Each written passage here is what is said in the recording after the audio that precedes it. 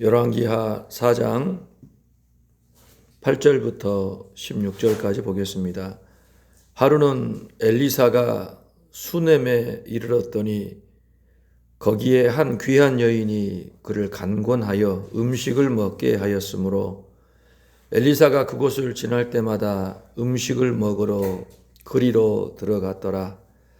여인이 그의 남편에게 이르되 항상 우리를 지나가는 이 사람은 하나님의 거룩한 사람인 줄을 내가 아노니 청하건대 우리가 그를 위하여 작은 방을 담 위에 만들고 침상과 책상과 의자와 촛대를 두사이다.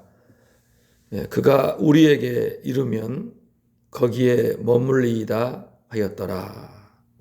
하루는 엘리사가 거기에 이르러 그 방에 들어가 누웠더니 자기 사환 게하시에게 이르되 이 수넴 여인을 불러오라 하니 곧 여인을 부르매 여인이 그 앞에 선지라.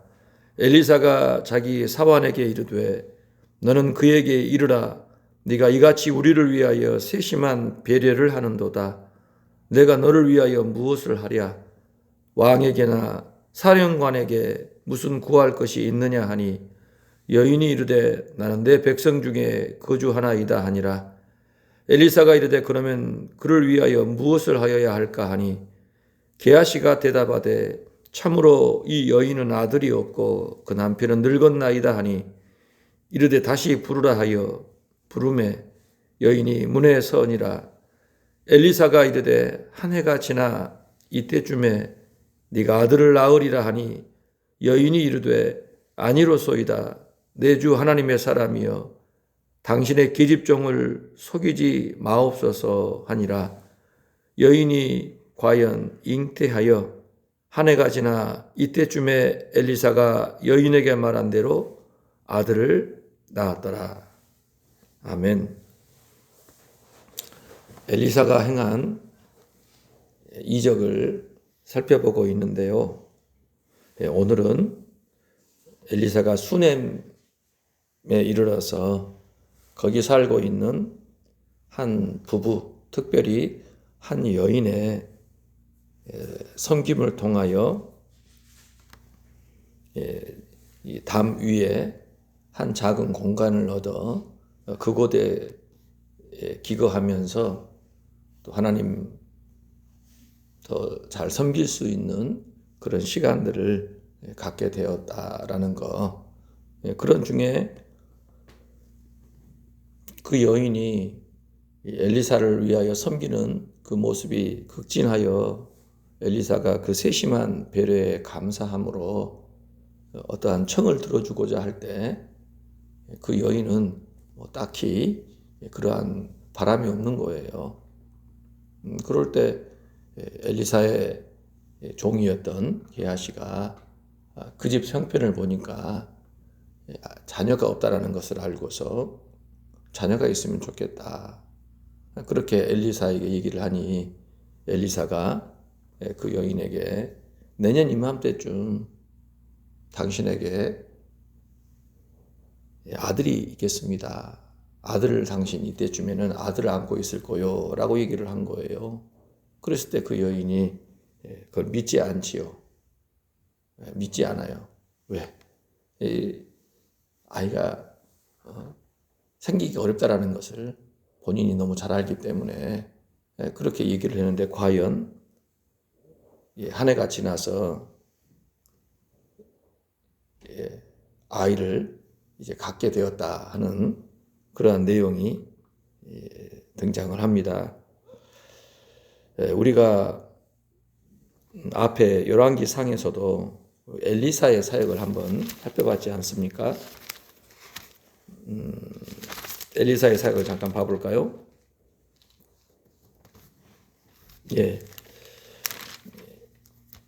17장에 가서 보면은요, 엘리야의 사역, 엘리야. 하나님께서 아합 시대에 엘리야를 통하여 그 하나님의 뜻을 전하시지요. 아합 시대가 워낙에 악하니까 하나님께서 디셉 사람인 엘리야를 통하여 그 땅에 흉년이 들게 하시지요. 그리고 엘리야는 그리 시냇가에 머물다가 어디로 갑니까? 사렙다라고도 하고 사르밧이라고도 하는 이 두로, 아합의 부인이었던 이세벨의 모국이잖아요. 그 두로 바로 밑에 있는 이 두로 땅에 있는 한 과부에게로 보내는 거예요. 그래서 그곳에 엘리야가 하나님 명령 따라 가서 그 여인의 섬김을 통하여 그 여인의 가정이 또 하나님의 복을 받게 되고 구원에 이르게 되는, 그리고 이제 갈멜살 전투가 있을 때까지 이 엘리야는 바로 이세벨의 모국이었던 이 두로 땅의 이 사렙다에 머물며 하나님의 사역을 준비합니다. 하나님의 사역을 준비하면서 그가 헌신하게 되지요. 참 하나님이 행하시는 일을 보면 놀라워요. 어떻게 그 사렙다라고 하는 이 두로 땅, 그곳에다가 적국이 아니겠어요, 어찌 보면은요. 아합과 이세벨이 엘리야를 찾느라고 혈안인데 찾을 수가 없어요. 설마 거기 가 있겠냐? 거기 가 있겠냐? 이 두로에 가 있어요, 두로에. 두로에서 한 여인의 가정에서 하나님 말씀 연구하며 기도하며 주님의 때를 위해서 경건하게 지금 준비되고 있었던 겁니다. 그런데 하나님께서 이 갈멜산이라고 하는 그 엄청난 영적인 전쟁에서 엘리야를 사용하시고자 할 때 그 전에 미리 한 곳을 택하셔서 그곳에서 응거하며 주의 때를 준비케 하신 거예요. 그렇죠? 그게 바로 사르밧 이 과부의 집이었던 것입니다. 자, 그런데 오늘 본문에 보니까요, 이 엘리사도 여기저기 지금 다니면서 선지자 생도들을 훈련시키고 양육하고 하는데 갈멜산을 또 잊지 않고 자주 다녔거든요. 그런데 갈멜산을 가는 그 길 가운데 수넴이라고 하는 장소가 있거든요. 수넴. 우리가 술람미라는 말 들어보셨나요? 술람미. 술람미. 술람미가 어디냐라고 하면 아가서에 등장하는 이 솔로몬의 사랑하는 여인의 그 고향이 어디냐 하면 술람미예요. 술람미 여인아 라고 하잖아요.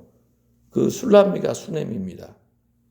이스라엘의 중앙부에 위치하고 있는 한 마을인데 엘리사가 수넴을 거쳐서 갈멜산에 간 경우가 잦았던가 봐요. 그래서 수넴에 꼭 갈 때 한 여인을 만나게 된 겁니다. 한 귀한 여인이라고 되어 있는데 이 귀하다라는 표현은 크다, 부유하다라는 의미가 있어요. 그러니까 그 여인의 가정이 조금 잘 사는 가정이었던가 봐요. 우연히 이제 그 수넴에 있는 그 여인의 집을 이제 알게 되어 가지고 만남이 있었는데 그 여인이 엘리사를 보더니 뭐라 그래요? 간곤하여 음식을 먹게 했다. 갈멜산 가는 길에 우연히 들렸는데 그 여자가 엘리사를 보더니 강권하였다 말은 간절하게 권하여 음식을 먹인 거예요.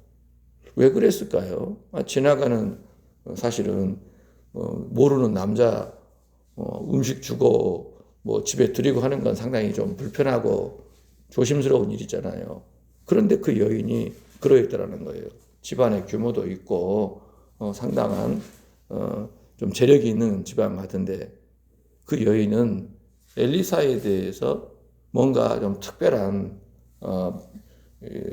관점을 가지고 있었던 것 같아요. 자, 그래서 엘리사가 갈 때마다 그곳에 들려서 음식 먹고, 또 갈 길을 가고, 그랬다. 8절에 보면 나오지요. 그러더니 이제 어느 날 여인이 9절에 보니까요, 그 남편에게 뭐라고 합니까?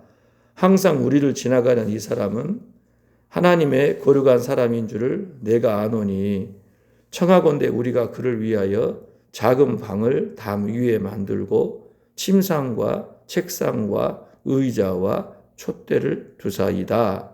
그가 우리에게 이르면 거기 머물리이다. 지나갈 때마다 음식 먹여주는 걸로 그치지 않고 여인은 엘리사를 위하여 아예 담 위에다가 방을 만든 거예요. 그러니까 공사를 해가지고 엘리사가 기거할 수 있게끔 여기저기 다니면서 선지사 생도들 돌보고 때로는 또 사마리아에 가가지고 왕이나 또 국무에 관련된 일들을 조언도 하기도 하고 또 갈매산도 올라가야 되고 이스라엘 전역을 다니면서 이 하나님의 지금 뜻을 펼치고 있는 그런 상황인데 그걸 알았는지 몰랐는지 모르겠지만 이 여인은 딱 보는 순간 이제 지켜보니까 이 사람이 하나님의 사람이라는 것, 특별한 하나님의 사람이라는 것을 알고서 밥 먹이는 정도가 아니라 이 사람이 지친 몸 좀 쉬고 또 필요에 따라서는 그곳에 책도 보고 글도 쓰고 연구할 수 있을 만한 공간을 내가 만들어줘야겠다. 우리가 그 형편이 되니까 또 알게 됐으니까 그러면 네가 더 그런 일들을 잘 할 수 있지 않겠냐. 하나님이 보내셔가지고 이 어두운 시대 속에 지금 하나님의 일들을 하고 있을 것 같은데 얼마나 지치고 힘들까. 여러 가지를 생각해 보니까 나와의 이 만남이 그저 그렇게 된 만남이 아니라 하나님의 섭리가 아니겠는가 하고서 자기가 하나님과 그분의 나라를 위하여 할 수 있는 일이 무엇인가를 생각해 가지고 그 꼭 필요한 부분들을 감당해야겠다는 마음에 남편에게 그렇게 얘기를 하고 허락을 받고서 그렇게 했다는 거예요. 그러니까 지금 여인의 그 인식 자체가 어때요? 굉장히 남다르죠. 남다르지 않습니까? 여러분 2장으로 한번 가보세요. 2장 19절부터 볼까요? 자, 23절 보세요. 23절. 엘리사가 거기서 베델로 올라가더니 그가 길에서 올라갈 때 작은 아이들이 성읍에서 나와 그를 조롱하여 이르되 대머리여 올라가라 대머리여 올라가라 하느니라. 엘리사가 뒤로 돌이켜 그들을 보고 여호와 이름으로 저주하며 그 수풀에서 암곰 둘이 나와서 아이들 중에 42명을 찢었더라. 베델이라고 하는 유서 깊은 참 신앙의 어떤 명문 성읍이 아니겠어요? 그곳에서 엘리사가 수치를 당하잖아요. 성읍에서 뛰어나온 아이들이 상당수가 엘리사를 보더니 막 대머리 꺼져, 대머리야 우리 성에 들어오지 말고 꺼져라, 꺼져라. 그렇게 조롱을 한 겁니다. 모욕을 하고요. 그래서 기가 막힌 일을 당한 엘리사가 하나님의 이름으로 그 아이들을 저주했어요. 어미 꾸짖었어요. 그랬더니 아니 숲에서 갑자기 암곰 둘이 튀어나오더니 두 마리가 그 아이들 가운데 42명을 찢었다고 얘기합니다. 무시무시한 일이 벌어졌지요. 뉴스에 나올 만한 일입니다. 우리 늑구 한 마리 못 찾아가지고 며칠을 지금 온 국민이 관심 갖고 지금 그랬잖아요. 숲에서 곰 두 마리가 나와가지고 암곰이 나와가지고 아이들을 선지자를 조롱하는 아이들을 찢어버린 거예요. 사람들이 그게 뭔 일인가 했겠습니다만은 베델마저도 그렇게 타락해가지고 하나님과 그분의 사람에 대한 공경하는 마음, 경외하는 마음이 사라져버렸다는 거예요. 세상 사람과 똑같이 판단하고 똑같은 그런 잣대를 가지고 조롱하고 비아냥대고 모욕하는 것이 아무렇지 않은 그런 성이 되어버렸다는 거 아니겠어요? 아합 시대가 그렇게 심각해졌다는 거예요. 내놓으라 할 만한 베델 성읍조차도 영적으로는 그 지경이 되어버렸다는 거예요. 근데 그런 시대 속에서 오늘 본문에 등장하는 수넴 여인, 이 여인은요, 전혀 뜻밖의 태도를 갖고 있는 겁니다. 하나님의 사람인 걸 알아보고서 성심성의껏 섬기되, 이후에는요, 좀 불편할 수도 있는데, 자기 가정의 한 곳에 거주할 곳을 삼고, 또 연구하도록, 또 쉬도록 침상과 또 책상과 의자, 촛불까지도 마련해가지고 하나님의 일을 하는데 어떻게든지 지원을 하려고 하는 모습을 보입니다. 그렇죠. 자, 그렇게 진행이 될 때 하루는 이 엘리사가요, 그 방에 들어가 누워 있다가 게하시를 부른 거예요. 사안을요. 그리고 수넴 여인을 불러오라 했더니 수넴 여인이 방에는 안 들어와요. 문 밖에 서서 이제 게하시가 전해주는 말들을 서로 주고받고 하는 상황입니다. 13절에 보니까 사환에게 뭐라 그래요? 그에게 이르라. 네가 이같이 우리를 위하여 세심한 비례를 한다. 내가 너를 위하여 무엇을 하랴? 왕에게나 사령관에게 무슨 구할 것이 있냐? 그 여인의 섬김이 너무 극진해가지고 엘리사가 감동을 받은 거예요. 그래서 뭘 좀 도와줘야 되겠는데 혹시 내가 어떠한 사람인 것을 알고서 나를 통해서 뭔가를 얻고자 하는 게 있나 싶어서 왕이나 사령관에게 당신 좀 혹시 내가 얘기해 줄 거 있어? 청탁할 거 있어? 청탁이라는 표현이 그렇죠. 요청한다? 뭐 그런 거 있냐 물어봤더니 없다고. 자기는 이 백성들 가운데 살아가는 이름 없는 한 사람에 불과하다. 그리고 나서 이제 엘리사가 고민을 한 거예요. 게하시한테 물어봐요. 여인에게 뭘 줘야 되나 했더니 게하시가요. 남편이 늙었는데 아들이 없어요. 그랬더니 엘리사가 여인을 다시 불러오라. 그렇게 하고서 얘기를 한 겁니다. 게하시한테. 한 해가 지나 이때쯤에 네가 아들을 낳으리라. 그렇게 하니 전달받은 여인이 뭐라 그래요? 아닙니다. 내 주 하나님의 사람이요. 당신의 계집종을 속이지 마소서 그렇게 했다. 그런데 과연 잉태하여 한 해가 지나 그때쯤에 되어서 여인에게 말한 그대로 아들을 낳게 되었다라는 겁니다. 지금 이제 그 사건까지 일어나게 된 겁니다. 자, 그 후에 어떤 일이 발생합니까? 18절부터 보니까요, 아이가 갑자기 자라가지고 어느 날 아버지가 추수하고 있는 그곳에 와 있다가 머리가 아프다 하더니 결국에는요, 엄마 품에 안겨서 죽어버린 거예요. 그래서 학자들은 당시 뇌염 정도가 아니었을까.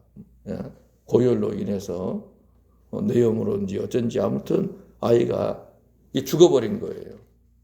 그러니 여러분, 이 엄마는 기가 막히지 않겠어요.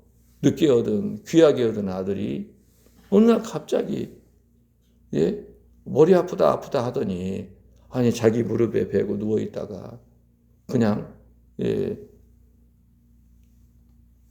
운명을 달리해버린 겁니다. 그랬을 때 그 여인이 어떻게 합니까? 남편을 불러가지고 사환 1명, 나귀 하나를 보내달라고 한 겁니다. 그래서 급하게 이제 나귀를 타고 사환과 함께 엘리사에게로 간 거예요. 엘리사가 어디 있어요? 갈멜산에 있어요. 갈멜산에. 25절에 보니까 갈멜산으로 가서 하나님의 사람으로 나아가니라. 이미 엘리사가요, 수넴 여인이 오는 것을 안 거예요. 그래서 수넴 여인에게도 가가지고 평안하냐고 물어보라. 남편이 평안하냐? 그렇게 물어봐라. 아이가 평안하냐? 물어보라 한 거예요. 왜? 지금 여인이 엘리사에게 온 때는 절기를 지키러 온 때가 아니에요. 그 시기가. 하나님 앞에 제사를 드린다거나 그럴 만한 시기적인 때가 아니에요. 그런 시기가. 그러니까 어느 날 갑자기 이렇게 오는 걸로 봐서는 뭔가 문제가 있는 걸로 확인한 거예요. 그래서 너 평안하냐? 남편 평안하냐? 아이 평안하냐? 분명히 자신이나 가족들 가운데 큰 변고가 생겨가지고 이 급하게 온 것이다. 그래 판단해가지고 사환 게하시에게 물어보라 한 거예요. 그랬더니 여인이 예 평안합니다 하고서 얘기를 한 거예요. 그러더니 27절에 보니까요. 산에 이르러 하나님의 사람에게 나아가서 발을 안아버린 거예요. 엘리사의 발을 끌어안은 겁니다. 그러니까 어때요? 깜짝 놀라가지고 게하시가 물리치고 잔 거예요. 우리가 아까 그 여인의 집에서도요. 두 사람이 마주하는 법이 별로 없잖아요. 여인도 어때요? 문을 사이에 두고 문 앞에 있어 엘리사의 말을 게하시가 전하면 듣고 그런 식의 대화를 주고받은 대화를 한 거예요. 그런데 난데없이 모일 날도 아닌데 와가지고 급하게 나귀 타고 오더니 엘리사의 발을 끌어안고 있으니까요. 게하시도 깜짝 놀랐겠죠. 지금 무슨 짓인고? 그런데 엘리사가 뭐라 그래요? 가만두라. 그의 영혼이 괴로워하지만은 여호와께서 내게 숨기고 이루지 아니하셨다. 무슨 일인지 내게도 말씀하시지 않는구나. 그때 28절에 여인이 뭐라 그럽니까? 내가 내 주께 아들을 구하더이까? 나를 속이지 말라고 내가 말하지 아니하더이까? 제가 아들을 구했어요. 제가 나를 속이지 말라고 하지 않았습니까? 그런데 지금 아들을 죽었다 얘기를 해요, 안 해요? 않고 아니 제가 아들을 구했습니까? 아들 때문에 지금 괴로워한다라는 얘기를 하잖아요. 저 속이지 마세요. 그렇게 하면서 내가 믿지도 않고 인정도 안 했는데 원하지도 않았고 내가 말한 것도 아닌데 아들 주셔놓고 이러기 있습니까? 사실 하나님 앞에 원망하는 건데 엘리사의 그 말로 말미암아 그 일이 이루어진 것이잖아요. 그래서 지금 그와 같이 얘기를 한 겁니다. 근데 아들이 죽었네 어쨌네 얘기는 전혀 안 한 겁니다. 자, 그런데 엘리사가 29절에 보니까요. 게하시에게 뭐라 그래요? 네 허리를 묶고 내 지팡이를 손에 들고 가라. 사람을 만나거든 인사하지 말고 사람이 내게 인사할지라도 대답하지 말고 내 지팡이를 그 아이 얼굴에 놓으라 하는지라. 아이에게 뭔 일이 있는가 어디 아프거나 어떻게 뭐 그런 정도로 생각했던가 봐요. 그래서 너 지금 내 지팡이 잡고 허리띠고 얼른 가가지고 지금 그 집에 가라. 누구에게도 인사하지 말고 그냥 곧장 가서 내 지팡이를 아이 위에 올려놓으라. 그렇게 얘기를 한 겁니다. 자, 그랬을 때 여인이 뭐라 그래요? 아이의 어머니가 이르되 여호와께서 살아계심과 당신의 영혼이 살아계심을 두고 맹세하노니 내가 당신을 떠나지 아니하리이다. 저는 당신과 함께 가야겠습니다. 당신의 종한테 지팡이 줘 보내가지고 될 문제가 아닙니다. 당신이 직접 가셔서 내 아이를 확인하고 당신이 처리해달라는 얘기를 한 거예요. 그렇죠? 그랬을 때 엘리사가 일어나서 여인을 따라간 겁니다. 자, 게하시가 31절 보니까 그들 앞서 지팡이를 그 아이의 얼굴에 놓았어요. 뭐 소리도 없고 듣지도 않는 거예요. 예? 뭐 애가 뭐 기척도 없고 뭐 사람이 왔으면은 인기척을 하든지 뭐니 대답을 하든지 해야 되는데 뭐 듣지도 않고 가만히 있는 겁니다. 그래서 돌아와 가지고 엘리사를 맞아 말하되 아이가 깨지 아니하였습니다. 자는 애가 안 일어나네요. 이게 지금 게하시는 뭐예요? 아이가 죽은 게 아니라 자고 있는 걸로 생각하는가 봐요. 자고 있는 걸로 생각을 한 거예요. 지팡이 갖다 놓으면 이제 일어날 줄 알았더니 사람 왔으니까 엘리사에게 와가지고 아이가 안 일어나는데요. 깨지 않습니다. 32절 보세요. 엘리사가 집에 들어가 보니 아이가 어쨌는데 죽었는데 자기 침상에 눕혀놓은 거예요. 어디다 눕혀놨어요? 어디다가 눕혀놨어요? 아이를요? 엘리사의 침상에 눕혀놨던 거예요. 엘리사가 기거했던 그 방, 그 침상에다가 눕혀놓은 겁니다. 그러니까 그 여인은 지금 어때요? 내가 원하지도 않은 그 아이, 누가 줬다? 하나님이 주셨지만 누구를 통해서? 엘리사를 통해서. 죽었다는 얘기도 않고 어때요? 그 아이 그대로 엘리사가 누워있던 그 침대, 그 침상에다 눕혀놓고 엘리사한테 온 거 아니겠어요? 죽었다는 얘기도 않고. 내가 언제 아이 받았습니까? 하고 하니까 아이고 아이가 아픈가? 어쩐가 싶어서 게하시를 보내서 봤더니 게하시 지팡이 내려놔도 애가 깨지 않습니다. 엘리사가 봤더니 어때요? 자기 침상에 누워있는 아이가 죽어 있는 거예요. 그러니까 지금 여인이 어떤 이유로 지금 뭘 원하는지를 알 수 있겠죠. 아이 살려달라는 거 아니겠어요? 당신의 입으로 하나님의 말씀을 전하여 아이가 생겨나게 했으니 이제 당신이 직접 아이를 살려놔라. 내가 그래야 믿겠다. 지금 사실 그런 상황이 연출된 겁니다. 32절에 33절 보니까요. 엘리사가 들어가서는 문을 닫으니 그 두 사람뿐이라. 이제 아이와 엘리사밖에 없죠.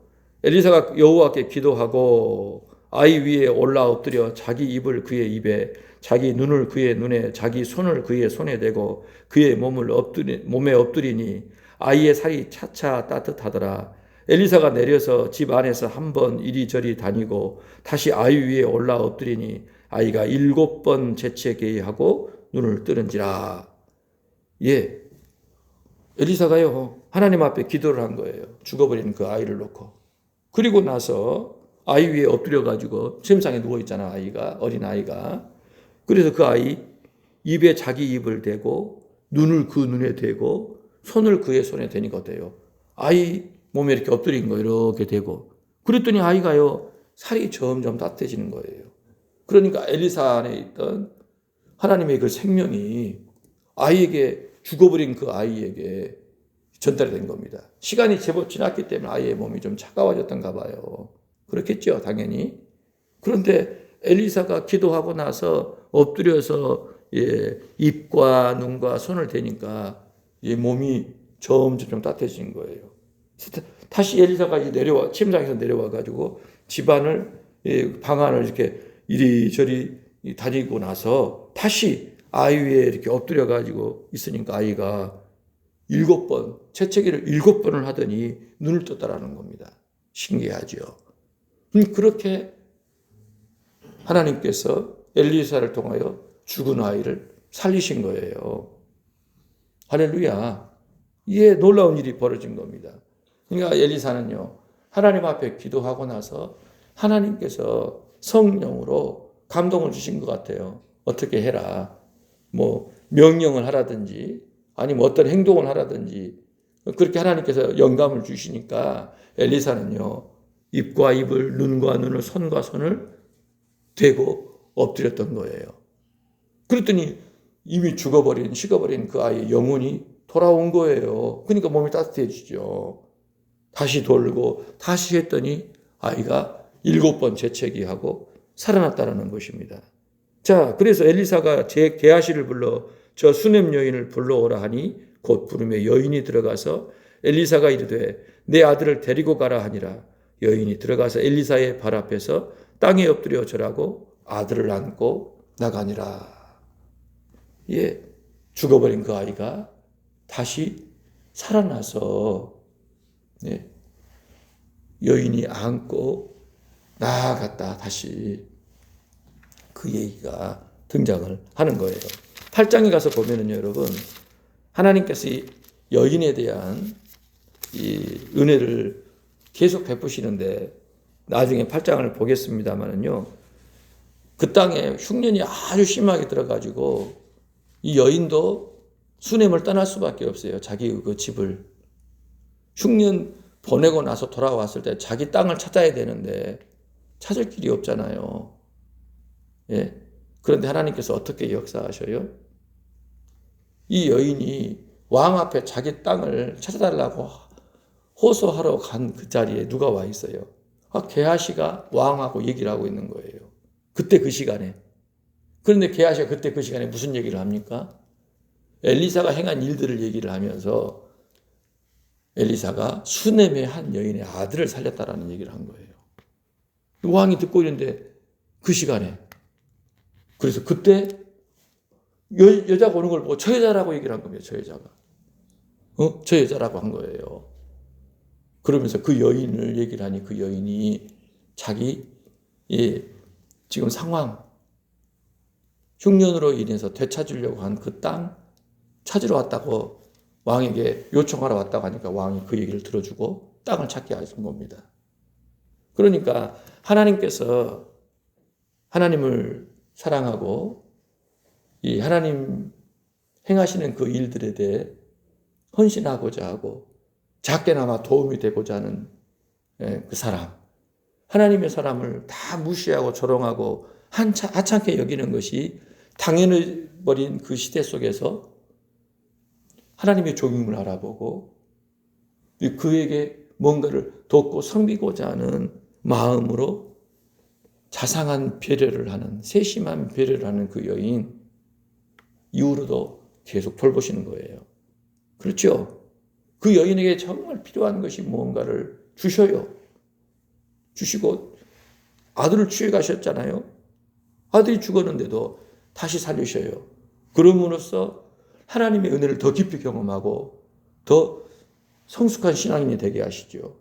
그리고 모두가 다 흉년이 들어서 고통받고 괴로워하는 그 시기에 그 여인이 땅마저 되찾아야 될 어려운 그 상황에 그 여인의 미래마저도 미리 또 준비하셔서 이후로도 더 하나님과 그분의 나라를 위하여 헌신할 수 있는 그 토대를 마련해 주시고 돌봐주신 것을 보게 되는 거예요.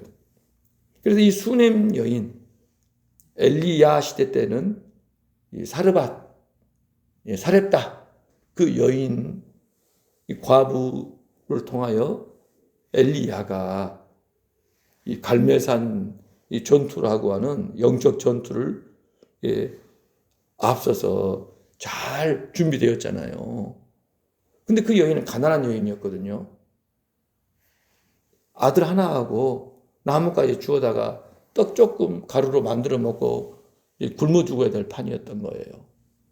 그 하나님께서 그 여인이 하나님 섬기는 그 믿음으로 이끄시고자 그 이방 여인을 하나님께서 엘리야를 통해서 구원하시고 하나님의 나라를 위해 또 쓰임받게 하시는 거예요.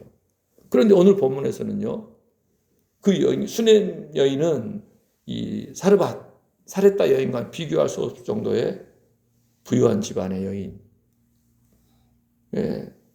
사정이 다름에도 불구하고 이 여인은 굉장한 믿음을 가진 여인. 하나님과 하나님의 나라에 대해 충성하는 여인이었고 하나님의 사람을 알아보고 어떻게 섬겨야 하는지를 잘 알아서 자상하게 세심하게 배려하고 자신이 할 수 있는 바를 자신이 주어진 삶 속에서 감당하는 여인이었어요. 식사를 공개하는 문제를 떠나서 그것뿐만 아니라 자기의 집에 그 담 위에 거처할 곳도 마련해서 쉬고 연구하고 또 주께 기도할 수 있는 그 일을 했던 거예요. 자기밖에 모르는 세상 아닙니까? 예나 지금이나 사람은 그럴 수 있어요. 저마다 다 생각하는 게 다르고 인생을 추구하는 이 방식들이 다 다르지 않습니까? 그런데 그런 사람이 있더라는 거예요. 하나님을 섬기는 자로 세상이 어떻게 진행이 되어야 하고 우리나라와 민족이 어떻게 되어야 한다는 걸 알고 하나님의 사람에 대해 교회에 대해서 어떠한 인식을 가지고 내가 어떻게 헌신해야 되는가, 어떻게 도와야 되는가를 알아서 그걸 분별하면서 살아가는 인생도 있다는 거예요. 집안에서 아이들을 잘못 가르치니까 아이들이 하나님의 선지자를 보고도 대머리 하면서 꺼져 하는 아주 극악무도한 못된 짓거리들을 하는 데가 있는가 하면 그렇지 않은 데가 있는 거예요. 여러분 이 아이는 어떻게 자랐을까요? 믿음으로 잘 자랐지 않겠어요? 부모가 하나님과 하나님의 사람에 대해서 행하는 그 일들을 어렸을 때부터 지켜보면서 얼마나 귀하게 자랐겠어요. 오늘 저와 여러분이 이 본문 속에서 조금 생각해 봐야 할 부분은요. 하나님과 하나님의 나라, 하나님의 사람에 대해서 어떠한 태도를 가져야 되는가, 이게 굉장히 중요한 문제입니다. 교회에 대해서, 하나님의 사람들에 대해서 내가 어떤 생각을 갖느냐. 여러분, 그게 지금 그 사람의 영적인 상태예요. 영적인 상태란 말이 무슨 말입니까? 하나님이 그 사람을 지금 평가하는 기준이라는 거예요. 하나님의 교회, 하나님의 사람, 성도들에 대해서 어떤 의식을 가지고 있나, 어떤 말을 하고 어떠한 행동을 하는가, 그게 그 사람의 상태예요. 영적인 상태. 수준이라는 얘기입니다. 하나님이 지금 재보고 있는, 가늠해 보고 있는 거예요. 조롱하는 사람이 있어요. 비난하고 모욕하는 사람이 있는가 하면 극진히 대접하고 예의를 갖추고 헌신하고자 하는 이러한 모습도 있는 거예요. 우리가 이제 오는 주일에 빌립보 교회 개척 멤버였던 여인을 배우잖아요. 유럽의 첫 교회, 바울이 아시아를 중심으로 해서 비두니아로 해서 길리기아 일대 한 바퀴 돌고 끝내려고 했던 2차 전도 여행이 뜻하지 않게 유럽으로 넘어가 버렸잖아요. 유럽으로. 그래서 유럽에 세워진 첫 교회가 빌립보에 있거든요. 빌립보 교회라고 합니다. 근데 그 빌립보 교회가요, 어디에서 시작해요?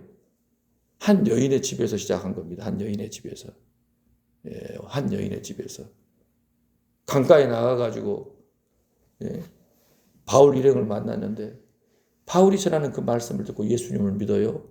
자기만 믿은 게 아니라 가족 전부를 다 믿고 세례받게 합니다. 그리고서 바울 일행이 머무를 데가 없는 걸 알고서 적극적으로 자기 집에 머물도록 강권해요. 강권해. 강력하게 막 설득을 해가지고 자기 집에 살게 한 겁니다. 자기 집에서 먹고 지내고 교인들 모임도 함께 할 수 있도록, 복음도 전할 수 있도록 그렇게 헌신을 한 거예요. 그 여인이 바로 두아드라시의 자주 옷감 장사 루디아입니다. 루디아. 유럽에 세워진 첫 교회가 그 여인의 집이었던 거예요. 얼마나 여러분 귀합니까? 세상에서는 인정하지 않고 별 대수롭지 않게 생각할 수 있겠지만 하나님 나라 관점에서 볼 때는요, 이거 엄청난 일이에요. 여러분, 사르밧 과부, 사렙다 과부, 엄청난 일입니다. 엄청난 일. 아니 글쎄, 아합과 이세벨이 엘리야 찾으려고 혈안이 되어 있는 판에 하나님께서는 엘리야를 감추셔가지고 바로 두로 땅, 왕궁이 있는 그 땅, 그 코앞에다가 들여놓고 거기서 몇 년을 머물게 하신 거예요. 가난한 여인의 섬김을 통하여 하나님의 사역을 준비케 하신 겁니다. 그래서요, 갈멜산의 위대한 영적인 그 반전의 승리가 나오지 않습니까? 이스라엘 땅에 있는 모든 바알 선지자, 아세라 선지자를 일거에 다 몰아내버릴 수 있는 왕의 생각이 확 바뀌어버릴 수 있는 엄청난 사건이 나타나지 않아요? 엘리야를 하나님께서요, 이 사르밧 과부의 집에서 준비시킨 겁니다. 엘리사, 갑절의 영감을 가지고 주의를 하는 가운데에서 지치고 힘든 그 몸을 쉬도록 하기 위하여 수넴 여인이 보인 그 일들을 통해 엘리사가요, 더 하나님의 뜻을 잘 전하고 펼칠 수 있는 도구가 되지 않았냐 이거예요. 오늘 저와 여러분도 이 땅에서 삶을 진행하고 있는데요, 우리의 의식과 초점이 하나님의 나라와 그의 의를 구하는 데 있어야 합니다. 하루하루 먹고 사는 문제, 안 굶고 사는 거, 돈 더 많이 버는 거, 내 자식들 잘 되는 거, 안 아프고 건강하게, 남들보다 더 평안하게 잘 사는 것이 인생의 목적이 돼서는 안 된다는 거예요. 하나님의 나라와 그분의 뜻이 내가 사는 이 시대 속에, 이 현장 속에 이루어지기를, 내가 어떻게 하면 하나님의 그 나라에 동참할 수 있을까? 쓰임받을 수 있을까? 하나님의 사람들을 살피고 돕는 것, 하나님의 교회에 내가 힘이 되는 것, 티내지 말고 기도를 하고, 그리고 은밀한 가운데 지켜보면 어찌하면 내가 교회에 유익이 될 수 있을까? 하나님의 사람들을 세우는 데를 헌신할 수 있을까? 내 몫이 무엇인가를 알아서 그렇게 은밀하게 헌신하는 그런 사람들 하나님이 절대 그냥 보시지 않습니다. 마태복음 10장에 보면 주님이 그렇게 말씀하세요.